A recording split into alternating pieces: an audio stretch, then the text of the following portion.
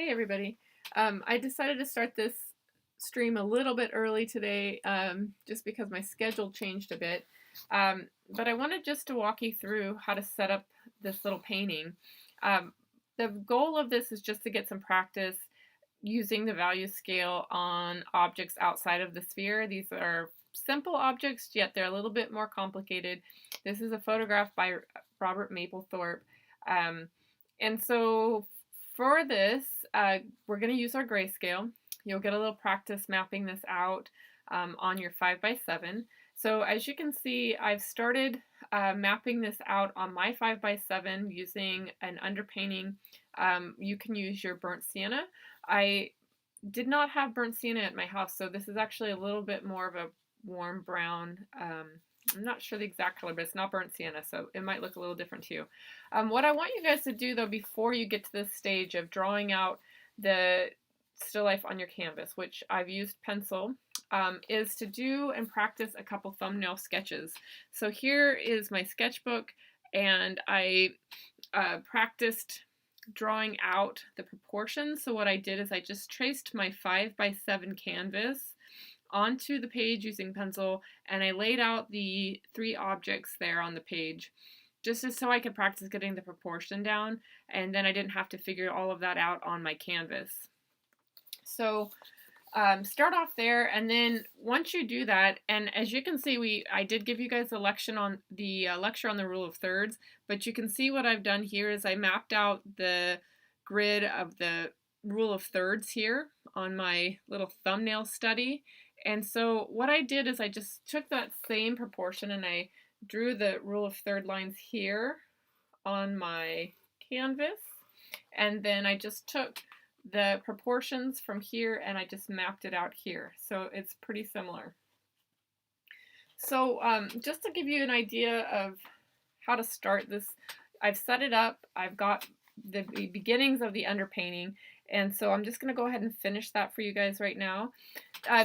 These little small painting assignments that I'm going to give you, they are meant to be quick studies. I don't need you guys to spend a ton of time, but look to spend about probably an hour and a half to 2 hours on these paintings each week. They're just quick little studies. They're small, so you can't get a ton of detail, but you will get practice mixing, and you'll get practice with composition and blending and shading. So just to show you my palette, I'm going to go ahead and switch my screen and just show you a little overview here.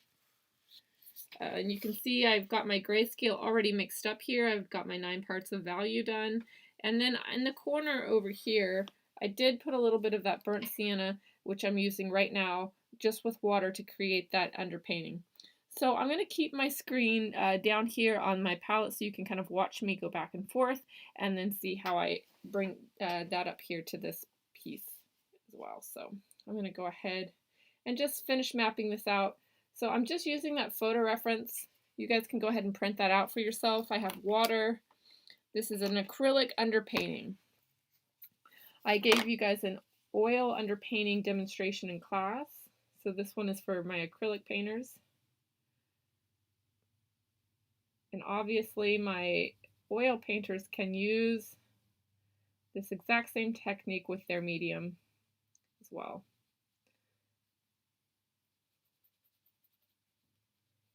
So this does not have to be perfect because, as we know, we're just mapping out where our lights and darks are going to go. And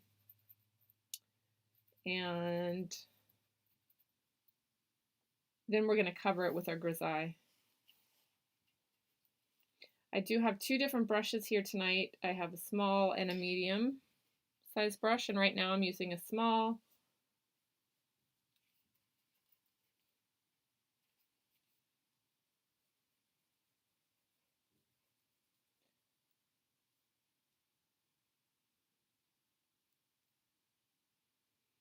I'm going to just start by laying down some of those stronger value contrasts, just as a roadmap.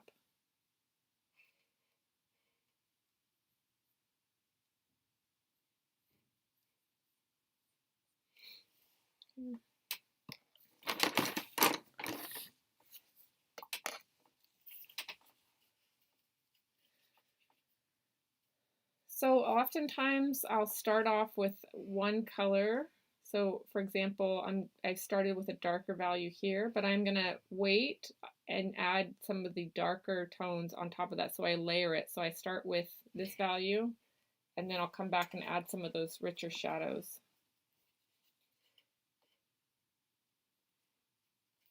Sort of like I started to do here.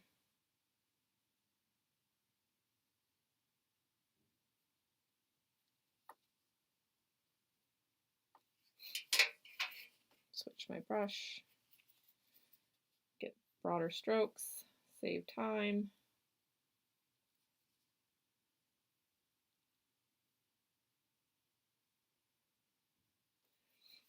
So one of the other reasons that you want to do a thumbnail sketch is just so that you can practice getting your proportions and also practice lining up things. So for example, I'm looking like, where does this bowl line up with this vase here? And then I just try to map out those shadows as best as I can. You can see that my pencil drawing was very rough and messy, and that's great. That's okay. It doesn't have to be a perfect pencil drawing.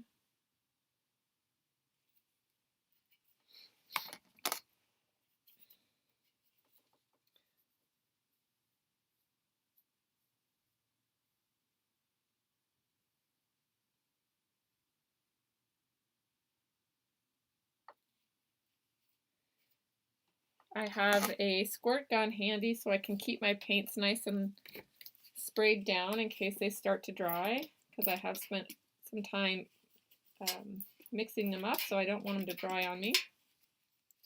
I'm going to do a very light wash here for the tabletop surface.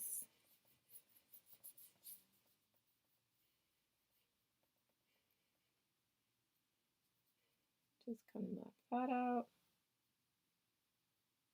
Maybe I'll come back over some of those shadows, lighten those up a bit.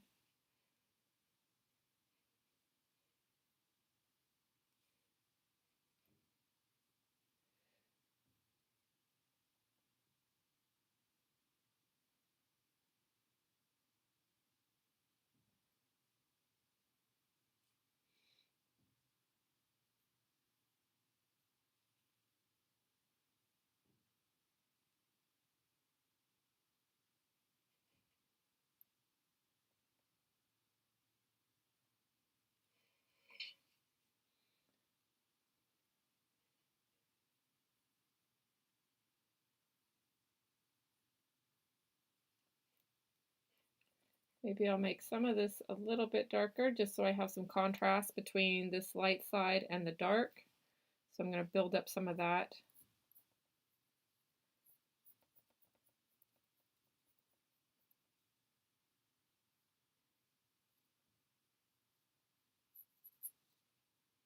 But maybe I'll keep it light on this side so that I can see this edge. And then I will build up. Since this vase here is the darkest valued object in the painting, I'm going to make that pretty dark.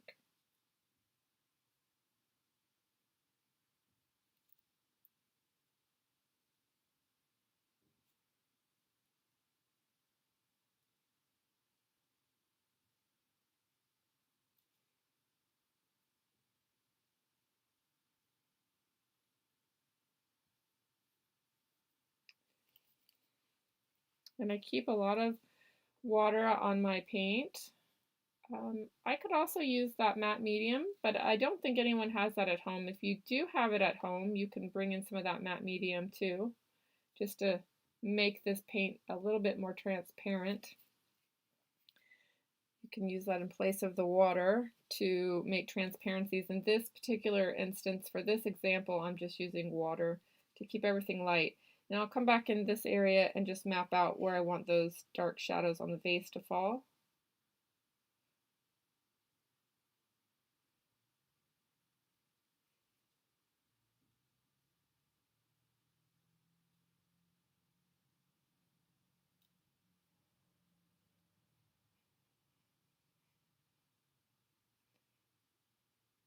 And it's nice to have this photo reference because I can really check all my proportions and see if everything's lining up where I want it to line up.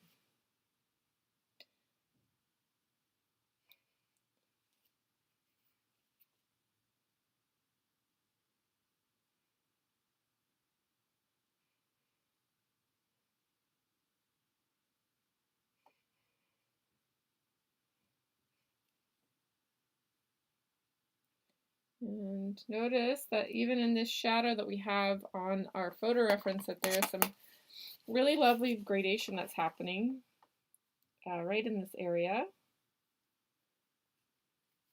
But again, you don't have to worry about being so accurate with this in the underpainting. You can kind of just map out loosely where things are going to go and then fine detail that as you go along.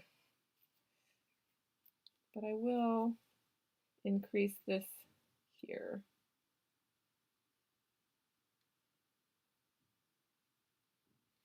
All right. All right, guys. So one thing also is, just as a setup for your house when you're starting to paint, I like to have my paints all laid out. So I have my palette and my 9 values, my value scale laid out.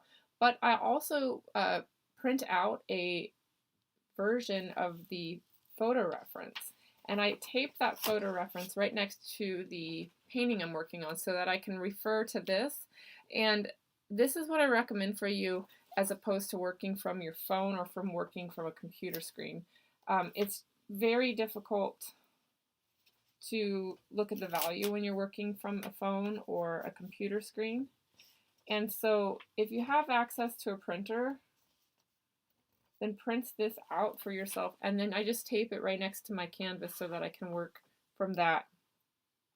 This painting isn't due until the end of the week, so if you don't have a printer at home and you want to print it out, you can go to the school library, and the library offers free printing for students. I'm going to go ahead and work on this a bit more just to tweak the shapes.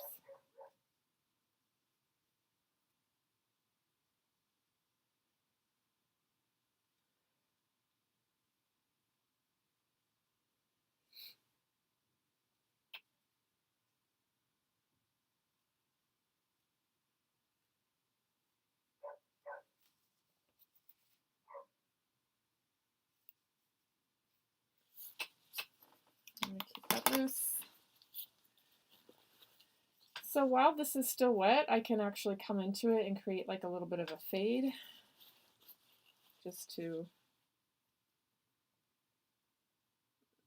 maybe I lost it, but you can keep building that fade up.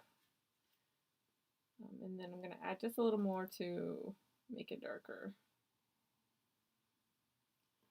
All right, I'm going to flip this back to my palette so that you can see the paint. I'm going to shift here shortly into my grayscale, okay?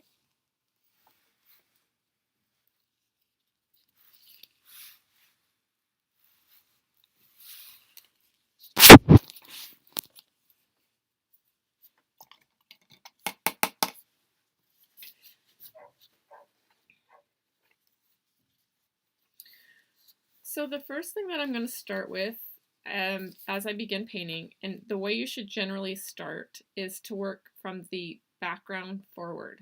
All right, we want to start from the background and work forward. We don't want to start off by painting these objects and then try to paint the background around that, because what happens is that you get this strange little white halo that happens around your edges of your object.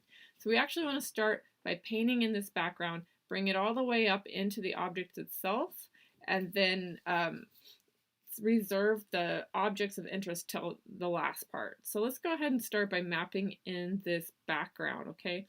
You can see from the photo reference that this value, this gray value, is sort of a mid-key, probably like number, right in the middle, probably number 5-ish.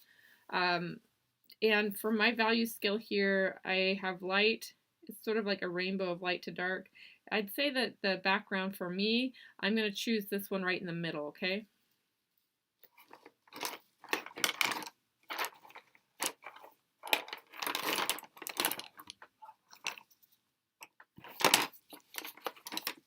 I am going to keep a fan brush handy. Some of you used that in class last time. If you have that, you can use that to help you blend.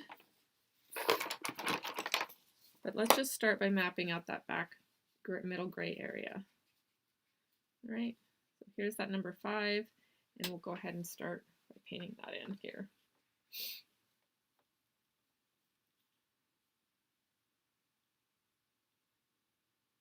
Just come up to the sides of your painting. Now I'm realizing it's pretty bright in this room. I'm going to shut my curtain so I can see a little bit better. Some bright light shining on me.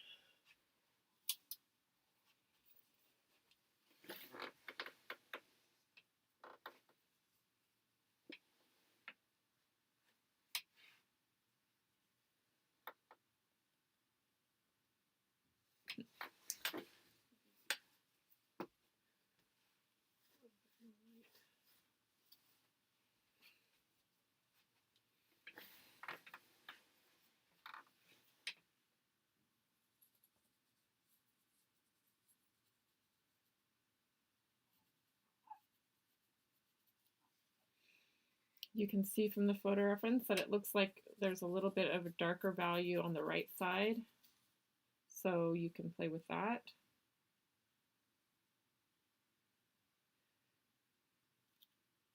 You don't need to worry about getting the shapes exactly right in the beginning because you can tweak those as you go along. But it's good to try to get it roughly the way you want it.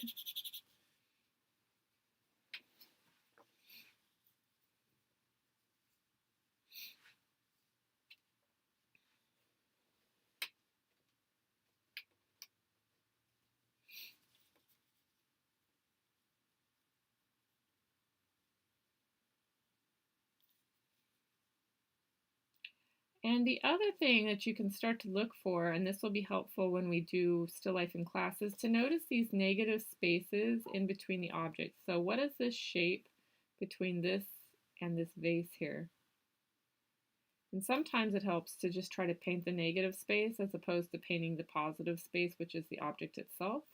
So if you can trick your brain into looking for that, then you might get the shape better. Right. So as that's wet, I'm going to take a gray that's a little bit darker and just add it next to it just to help create a fade. So I took the gray that's right next to the middle and I added that. And then I can just, while it's wet, create sort of a blending effect. It's a wet on wet blending effect, essentially. So it's nice and messy like that. It's wet. I take my brush, I clean it off, I dry it off, and now that the brush is dry and clean, I'm just going to come in here and sort of sew up this gap and get a nice soft fade that way.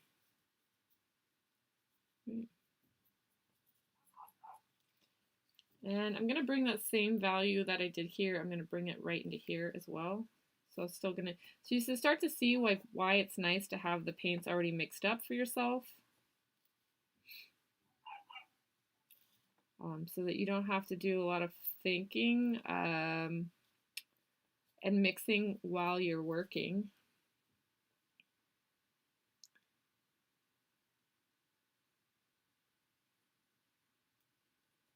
All right. So that is wet now. And what I'll do is I'll come in with that middle tone gray again. And I'll paint that in. And then I'm going to do the same thing where I just sort of sew up those edges by cleaning off the brush, drawing it with my paper towel. Once it's dry and clean, then I can come in, and while these are wet, I'll just sew up these edges and softly fade that, okay? If you have a fan brush, you might pull in your fan brush and just dust that out with the fan brush. That would be another way. But if you don't have one, then just go ahead and just kind of marry those edges like that. And just drag it till you lose it. That's one way to create a nice fade. Great. So the next step, I'll go ahead and just map out this value for this tabletop surface. It's not quite white, it's sort of like a tinted, so I'm going to use one of the bright values from the high key end of my value scale, and I'll drop it down. Maybe I'll make it a little bit darker just to start with. I can always lighten it up. Right. This is going to probably get painted over a hair. But so I don't have to worry about getting the total shape of the bottle perfect, okay, right now, because I'm going to actually build that perfectly up in a bit.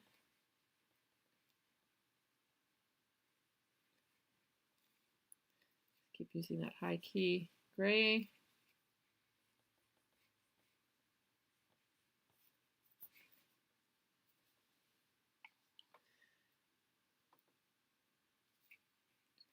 And so also I'm using kind of a mixture between this 1, 2, 3, and 4. I kind of go and add a little bit of each of those just to keep some nice variation in the grayscale.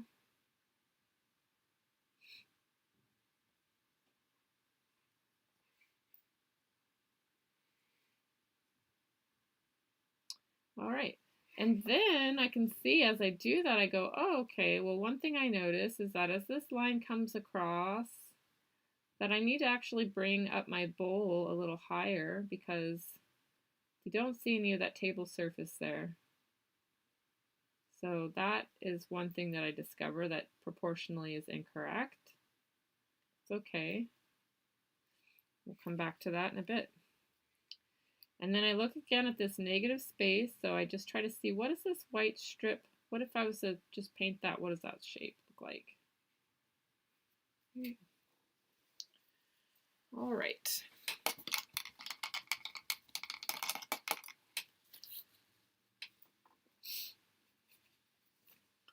So I could come in and do those shadows too on those objects possibly, but I think I'm going to wait on those so I can I'll play with the shadows after I paint in the objects themselves. So I know that this has to structurally change because it's a bit off in scale. So I'm going to bring it, I'm just going to start off by trying to reshape it with some value. So I'm going to take a number, probably like a number 6 on the value scale gray, and then come in and just try to rework the size of that.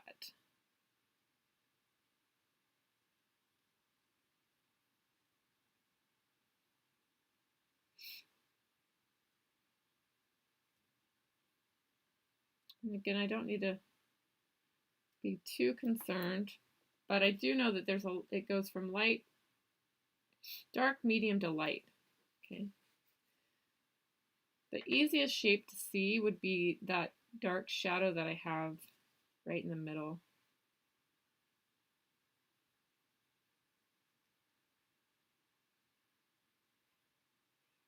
So I'm going to try to find that.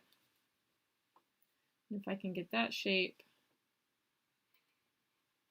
which looks something like that, then I can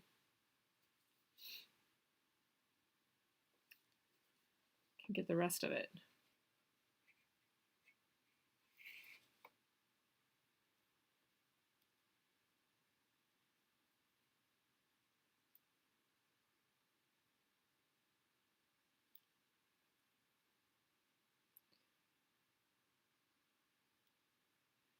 So here's that little meeting of those two colors. Right now it's wet and wet. And I notice that this kind of angles out of the gray, kind of as it comes around the corner of that bowl, it shifts a bit. It's really bright right up here. Now, if it's hard for you to kind of get this shape while it's wet, you can let each section dry and then paint each section as it dries.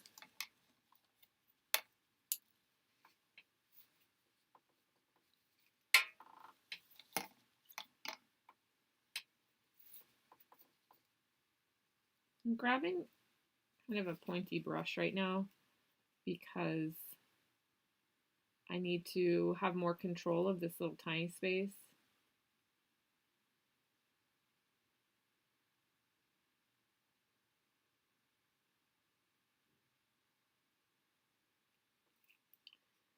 And then I'm going to actually redefine this shadow edge over here. You do see there's like a really faint hair reflective light thing happening in there too. Oops. That's okay. If you get a big glob, that's fine.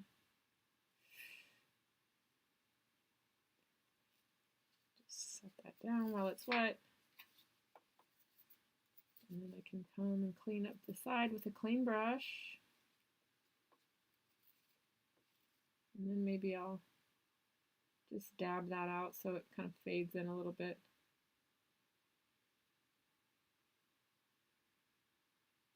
Okay. So start to just create this form, this illusion of form. And then I can really pop that by adding this dark value of this base behind it.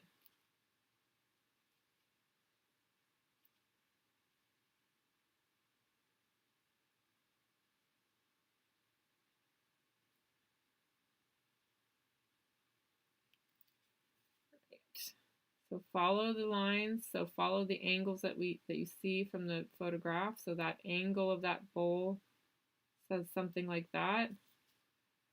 And then again, follow the angle. And it doesn't have to be totally exact because you can tweak it in a bit. But just be paying attention to where things touch one another. So for example, the base of this vase touches the base of this bowl. Soften that line up. Drag it up into the top of the vase.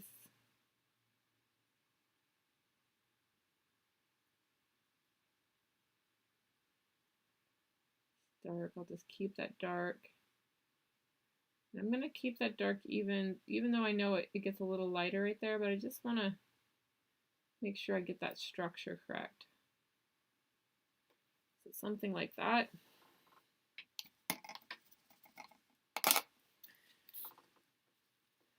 And then I'll take a medium gray and marry it into this dark so I can start to creep out into the light.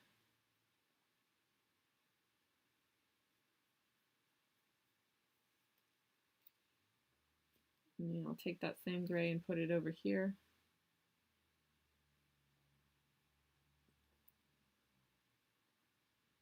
Drag it down.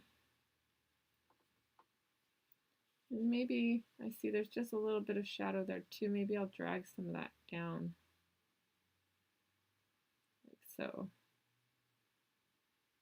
Now as that's wet and it's nice and dark, I can take my light gray. So I'm going to come back to the middle gray.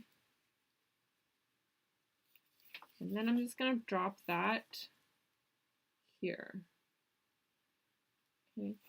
So as it's wet, again, sort of mixing these two together on the canvas. So dragging that light, dragging it into some of this wet area. Now this is a cylinder, so I want to follow that sort of depth. I drag it. I can almost follow the contour lines of that, which was helpful. And just drag that down. Drag it down.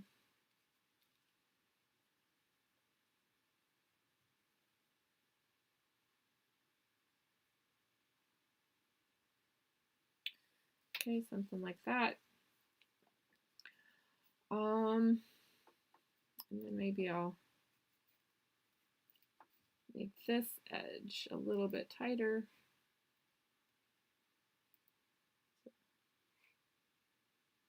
Something like that. Okay.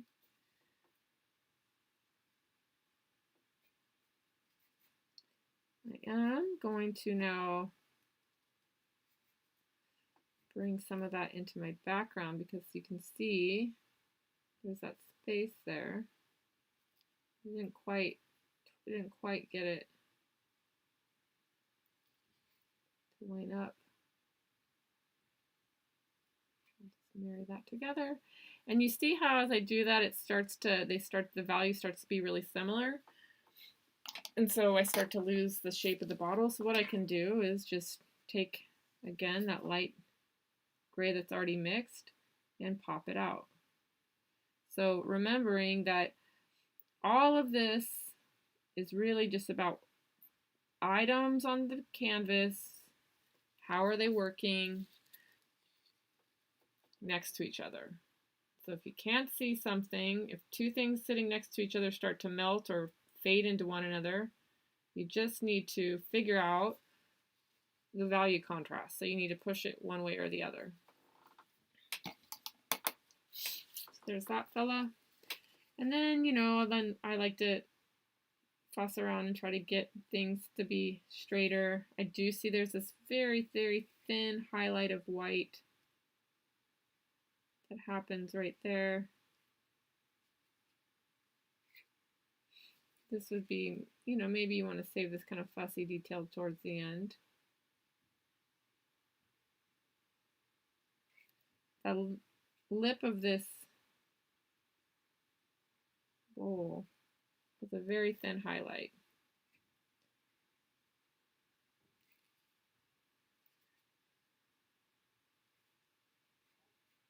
So sometimes I'll mix, like if something's not quite the right value, I'll take and I'll mix up, I'll augment it on my palette so that I can get it to the value that I need it to be.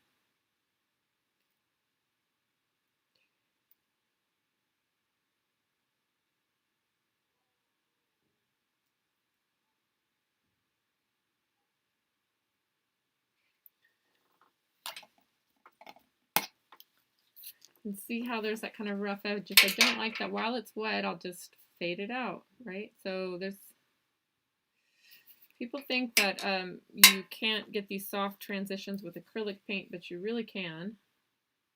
You really just have to kind of work more wet on wet. And then you need to let things dry, and then you can build them up more and more. All right, so let's move on and let's just map out the value of this fellow. I don't know why I'm calling these objects fellows. Fellas, ladies, gals, I don't know.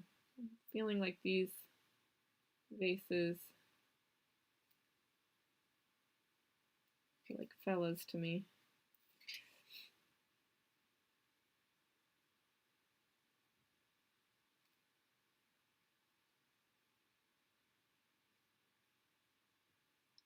Taking that dark value,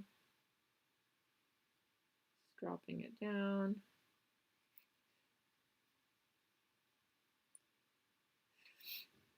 So I'd say like this brush that I'm using, I would say that it's about maybe a 1/4 inch wide, maybe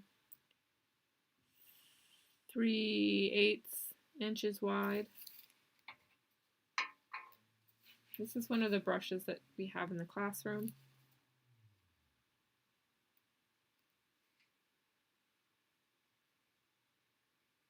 So obviously you can see we're going to need to make some kind of separation between here and here because they do start to kind of meld together, but I don't care right now. That's okay.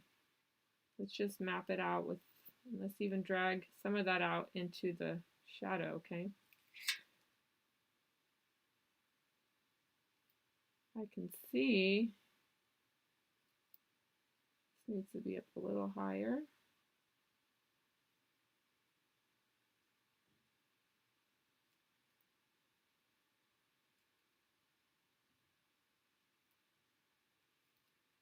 And I'm also, another thing, notice as I'm painting, I'm not holding my paintbrush like this. I'm not holding it like at the tip, right? And trying to paint like that. I'm actually holding it far out so that I can have more length. And this actually, when I hold it out at the tip like this, it allows me to get better blending, believe it or not. Because I'm not trying to control everything with like a little tight grip. I'm just letting the brush be a little bit more bouncy. That might take a little bit of time to get used to. So I'm just gonna come in here using a little bit grayer, or it's still low-key gray, but it's not quite as dark as that shadow color. And then I'm gonna come in and maybe make that a little lighter. Maybe I'm gonna create my own version again and augment that on the palette as I'm painting.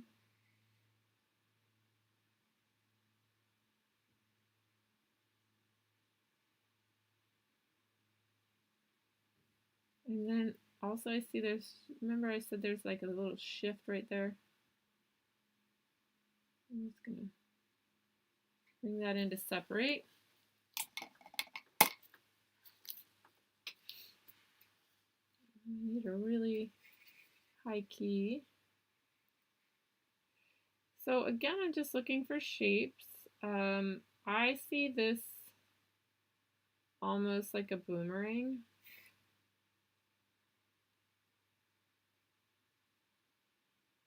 A boomerang shape, so see if I can kind of find that boomerang shape.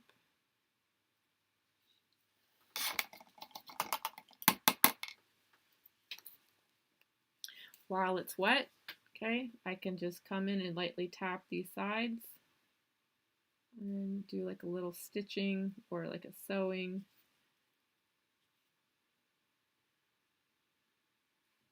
Kind of fuzz out those sides like that, right? All right, now got a couple more of these cast shadows in.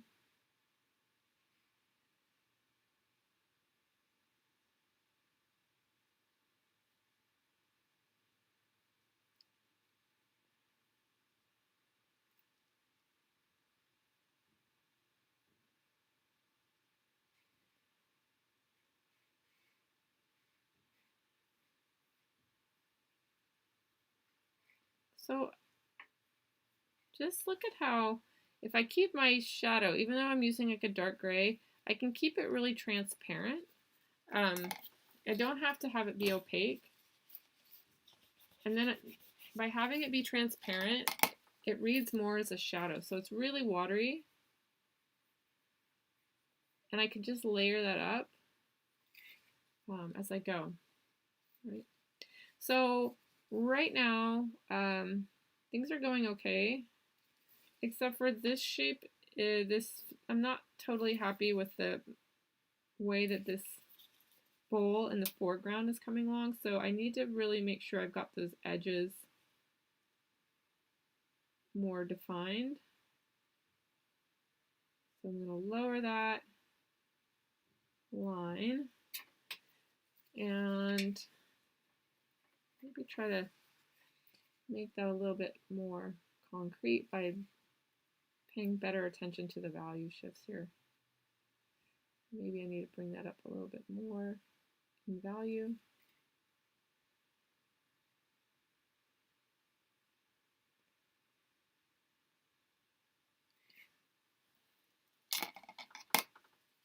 Right. And then I can soften it while it's wet. I just tap it into the darker areas. And then I'm going to come in and try to redefine this because this was a little bit off.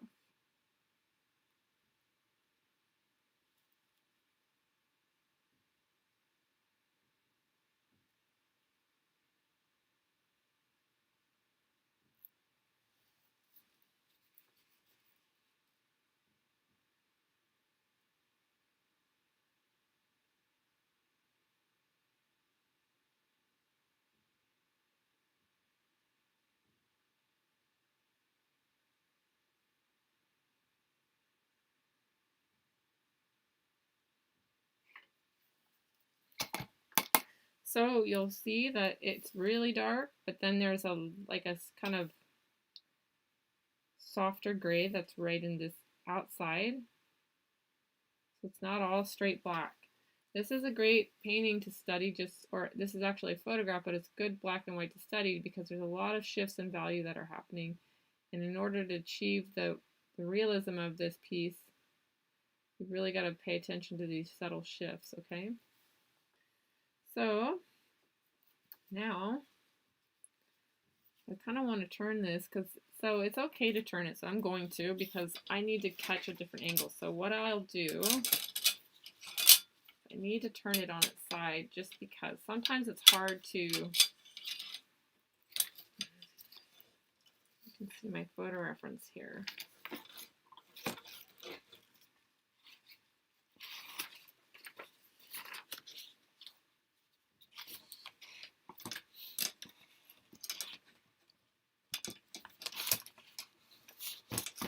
Sometimes you need to turn things on their side in order to get the angle correctly, which is what I need to do right in this area here. And so when I need to be really specific about something, did you see how I creep up on the brush now? Now that I'm trying to fine tune something, now is when I need to be able to control things. And this is when I'll change the position of my hand and be very specific. Okay. And I can do this, I can change, I can flip this canvas up, down, on its side, whatever I need to do to see the angle or to see the shape that I'm trying to create. So that is always helpful. So if something's not working for you at the angle that you're painting it, and flip it upside down and see what happens then. We've got to. So bring that up. That can help you. If like something's feeling off, then maybe you've got the proportions incorrectly. Sometimes if you flip it upside down, you'll see like what's off exactly. Because sometimes your mind will tell you what it thinks is correct and it's not correct. So, and just notice like if this line comes all the way across this horizon line, the value really should stay consistent as well. So notice how I've got this low key value here. I really should try to keep that more or less. I mean, it might subtly shift over here, but it wouldn't be as dramatic as I've showed it to be. So I'm going to try to bring that over and then keep that over here as well.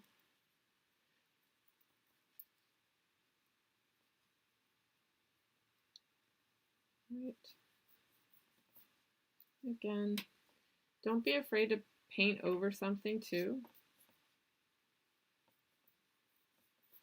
So a lot of painting's beauty happens because of the layers. Let's see, I'm just going to paint, do a little on canvas blending here. And bring that into this area.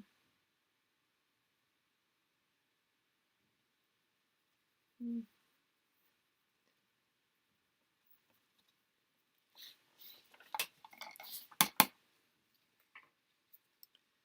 then let's go ahead and flip it back up and take a look at it.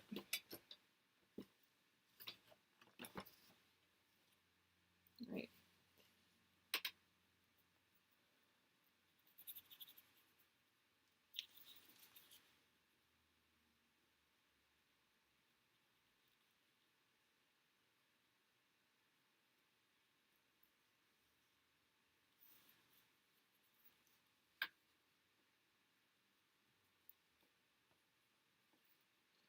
Sometimes I have like these harsh contrasts. I'll just try to fade those out a bit.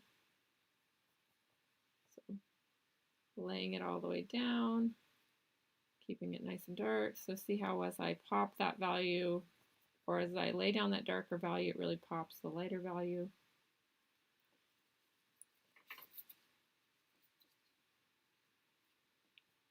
And then just kind of bring in some of these more medium grays. I'm going to play with that just right there a bit more.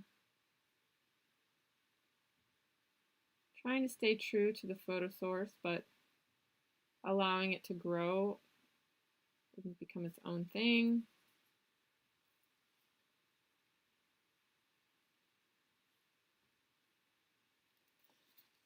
Nice and wet, and then I'll bring in this middle number 5 again and just sort of do a fuzz, do a soft blend here.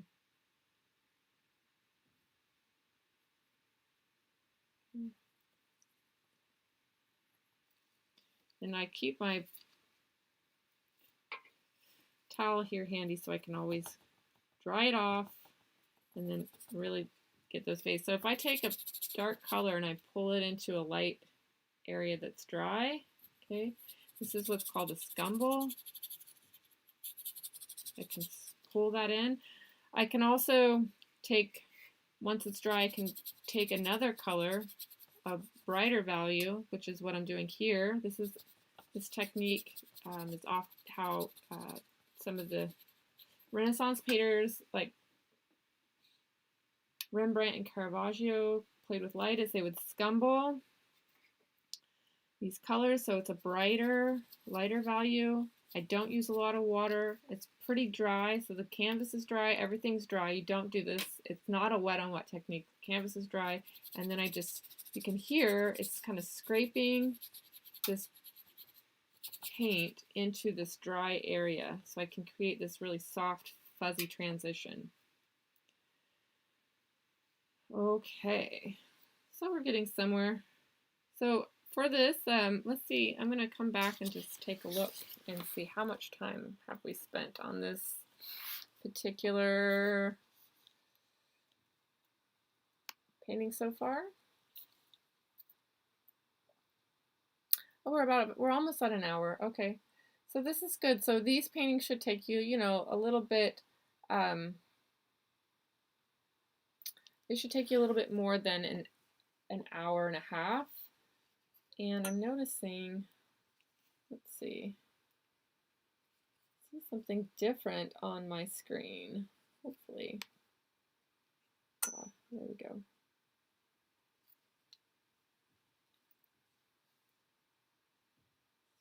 There we go. Okay. I can see, you know, like this horizon line isn't totally straight. So I mentioned tape being your friend in the class. So sometimes when I'm trying to get something really straight, I'll just tape that line off. So let's go ahead and do that in this situation. You should wait till the canvas is dry. And I find the paint, that the tape often sticks to my gloves, so I'm going to take my gloves off to do this. And then choose a side. So in this case, like if I want to, I'm going to have my tape be above so that I can get, I'm going to paint this table the brighter value. So I'm just going to tape that across like that. You could also measure this, so you could measure up and make a perfect line. I'm just sort of eyeballing this. If you want to get it, sometimes when you are painting and then you get that bleed underneath the tape, to really create a clean line, you can take matte medium and you can paint matte medium on top of the paint, and that'll seal off that edge, and then when you go to paint on it, there will be no bleed.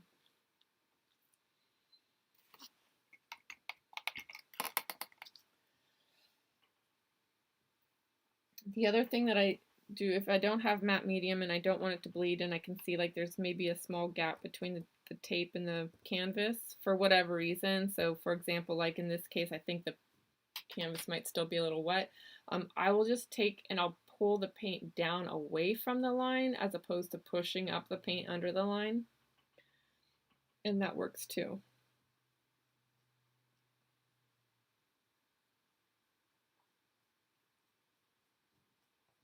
And this is going to help get a nice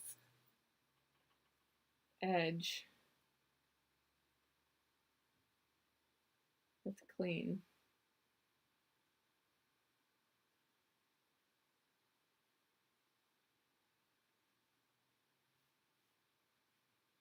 All right, and so I think we're just going to add a little bit right there, even though it's not in the photograph that we're using. It's okay if you need to make some changes on your painting to make it work. And then I'll bring some of that value down. Again, the thing that I talked about is when you need to have control, you can tighten up on the brush. You will figure out what works for you.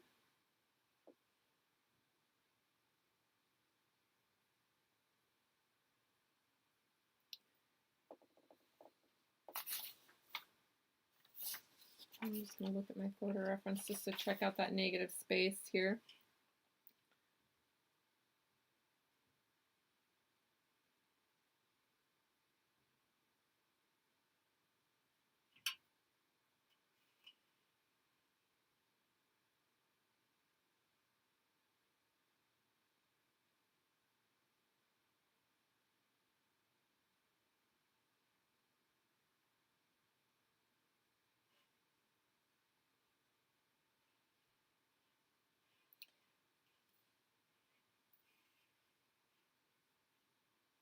So what you're getting practice with in this painting is you're practicing with the background, middle ground, and foreground. So we talked about painting in the background first, which is what we did. We painted the foreground, which was this gray, light gray table surface, which I'm painting right now. All right. And then we also practice with the middle ground, which is the objects that are sort of in the middle ground. So when you are painting a still life in class, you want to ask yourself, where's your background, middle ground, and foreground in your painting? Let's see if that tape line worked. And if it did, great. And if it didn't, we can paint it out. So acrylic is awesome because it doesn't take very long to dry. And voila, we have a nice straight line. Okay. Other things to mention, I think I will come in here and kind of clean this up a little bit. Oh, we also have some highlights that we should add in too. So the highlights we'll save for last. And then I'm just going to rebuild some of these shadows on the form of this face here. Lost some of those.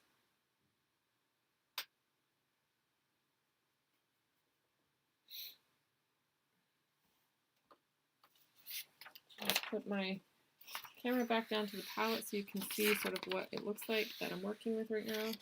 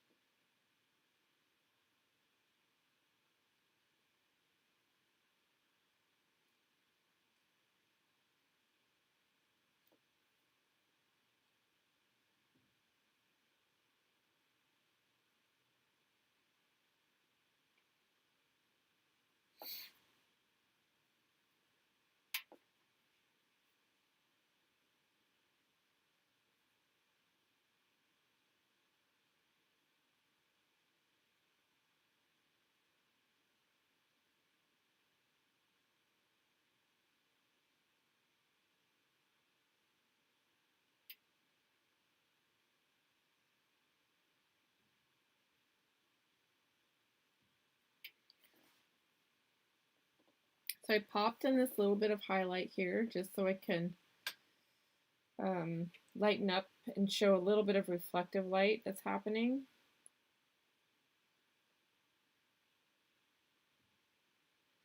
And I'm going to reserve, I want to reserve some area that I can do that nice occlusion shadow, so I can drop in like the darkest value that I have and show some kind of reference to that occlusion shadow.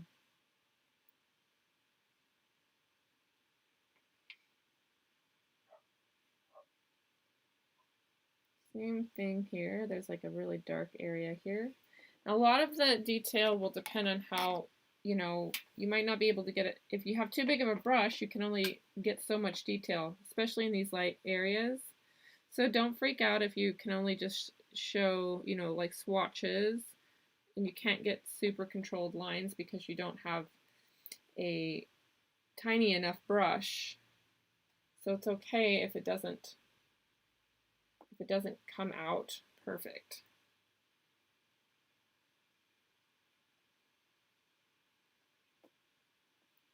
Back into this area. Trying to see the shadow as a shape.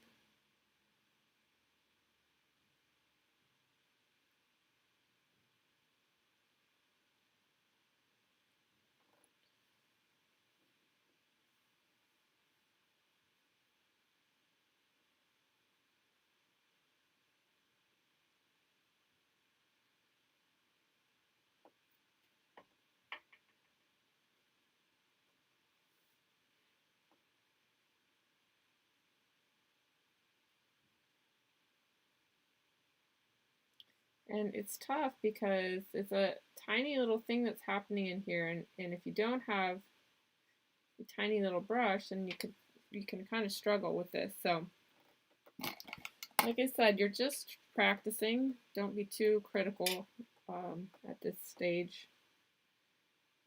Sometimes if it's too heavy, I'll just come in with a lighter.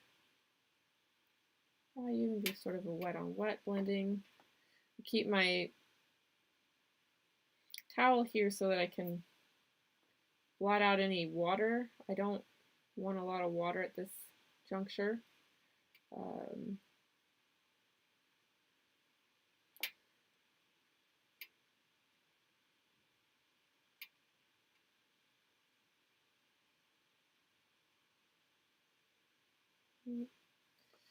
then, just because for the sake of time, we're getting kind of close to the end, let's just pop in a couple highlights here and just note that like there's a tiny highlight that might happen here.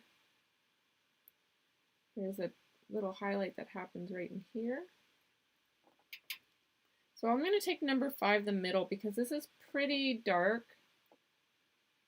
And I'm just going to do drag that lighter value right on top of the dark. And then see how it, right here, the light hits the rim of that. And then we'll just drag some of that down. Then I'll take a really bright high key value. Maybe I'll put it on top of that even. And maybe I'll add like an extra highlight there. Maybe I'll take a little bit of bright white. Oops, I got too much water. Oh, that's okay. Oops, don't want to do that. Drag some of that down. And then if it's too wet, if you create a line and it's too wet and it's not giving you that pop you want, you can just fade it out, and then come back at it again. All right. So I'm going to actually take and add a little highlight right in this area. So I'm taking my high key values, and so you can see some of them are starting to dry, so maybe I need to lighten some of those up. So I just augment it as necessary. And then I'm going to come in, brighten some of these points of interest. Just now that it's drying, I can start to add in these highlight areas. Now that I'm getting closer to the end.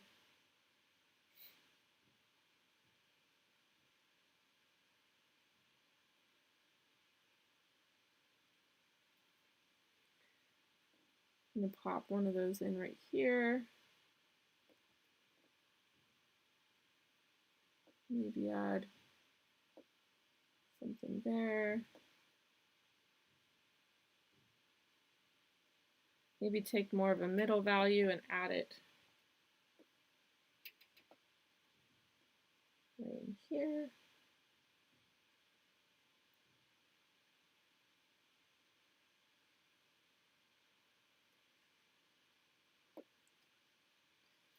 And dark value gray and add it right in here.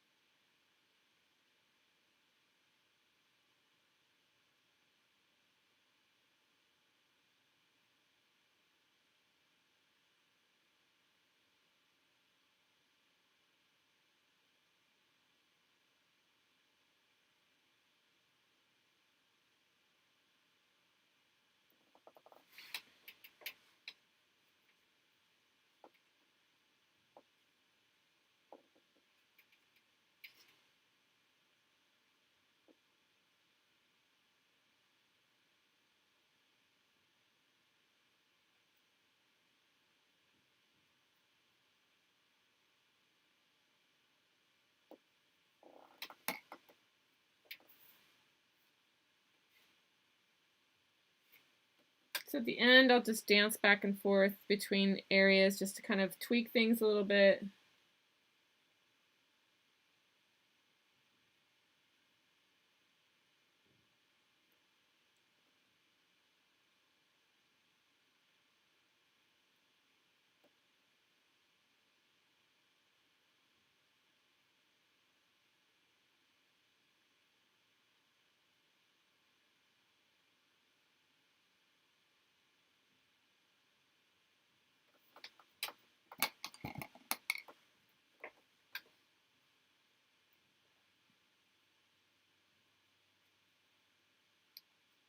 And it gets a little bit ambiguous, like where's the bottom of this face happening, so I'm gonna try to make that a little bit more believable.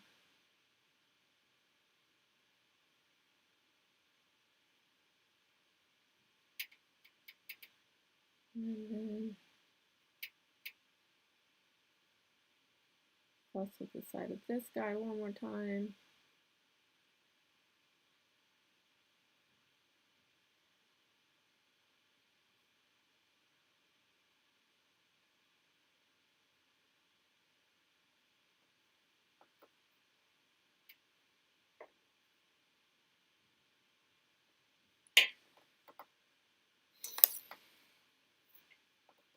So, you know, I think it's about having patience.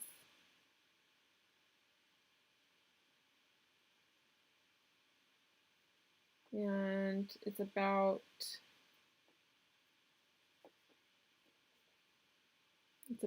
having nice value shifts.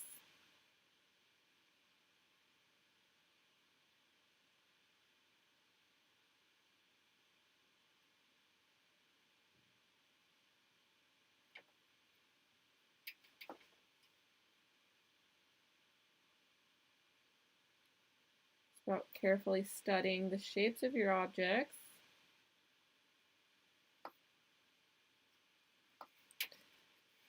And giving yourself a nice space to work.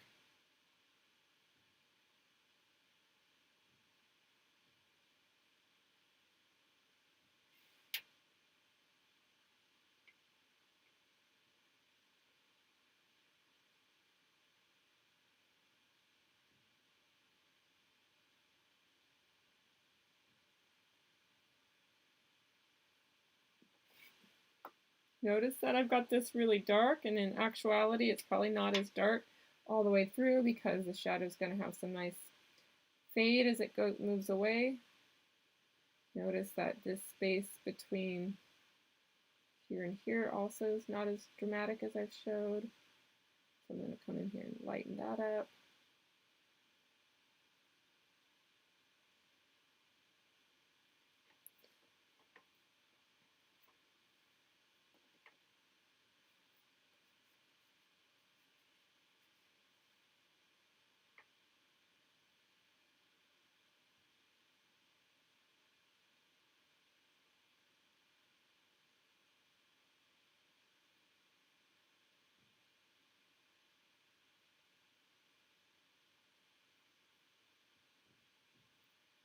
If I see a color that I'm using and I see it somewhere else, then sometimes I'll just paint directly. I'll drag that same color into different areas.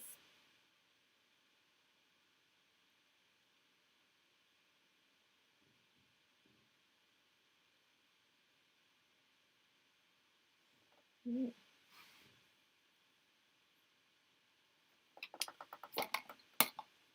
I think lastly I might just pop this value here just a little bit brighter than I've got it.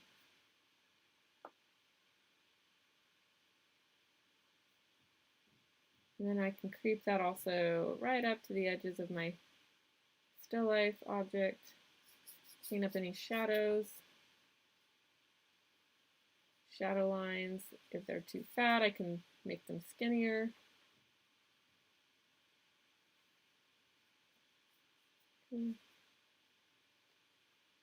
Maybe I'll pull, if I see like, oh, that value's, you know, we remember that as paint dries, it gets darker. So if you see any of your values that feel like they're a little too dark, just brighten them up. And that'll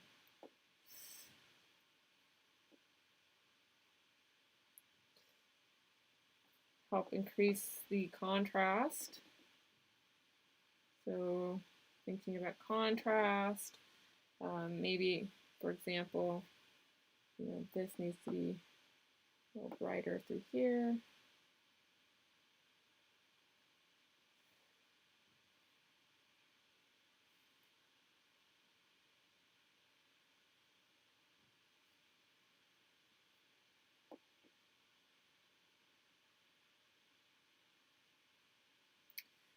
You can overwork things. Sometimes it's good to know when to stop. And when to say when.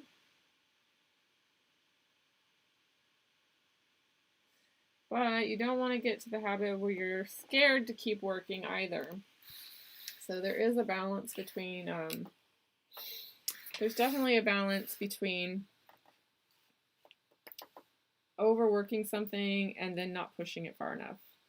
So you just want to be, and it's better to be fearless, and it's better to really be willing to kill your painting so that you can kind of explore and figure out where that edge is for yourself, as opposed to being timid and never kind of growing.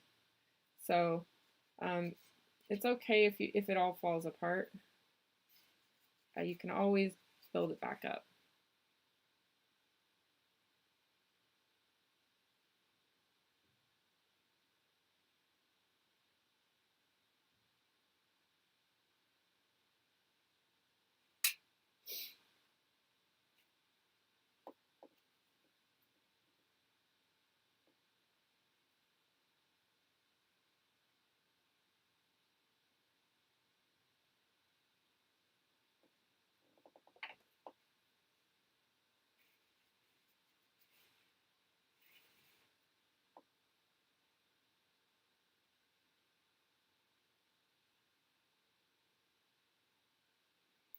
Okay, and I think I'm going to call it there at that phase because, like I said, this is just the practice. And if you want to spend more time on it, no problem. But I believe we should be, let's see, what time are we at? A little over an hour. So I think that's good enough practice for right now. And if you have any questions, save them for class. This is going to be due at the end of the week. Happy painting. Hope you guys are well. Bye-bye.